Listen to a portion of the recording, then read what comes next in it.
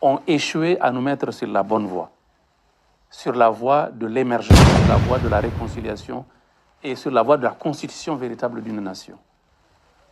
C'est la malgouvernance qui a donné naissance à tout ce qu'on connaît, à tous les maux dans lesquels nous partageons aujourd'hui. Wow. La rébellion, c'est le résultat de la malgouvernance.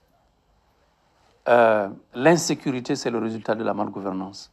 L'arriération économique, la pauvreté sur le plan social, l'échec du système éducatif, n'est-ce pas? La pauvreté, la misère, la précarité qui a été imposée à nos populations. Tout cela, c'est le résultat de la malgouvernance. La solution, donc, la solution aux problèmes dans lesquels nous vivons, la solution aux crises qui nous malmènent aujourd'hui, c'est la bonne gouvernance. Réunir les gens, tout simplement, leur dire réconcilions-nous, aimons-nous, etc., ne suffit pas. Il faut réformer la gouvernance. Et j'ai eu l'occasion de dire que la refondation du Mali dont on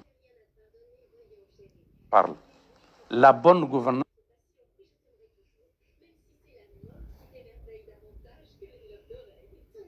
dont on parle ne peut pas se faire sans s'appuyer sur nos valeurs intrinsèques de civilisation.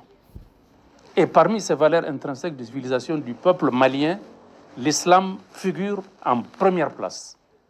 Or, l'islam est marginalisé, c'est le lieu de le dire aujourd'hui sur ce plateau. L'islam est marginalisé dans la gouvernance, dans les préoccupations de tous les jours.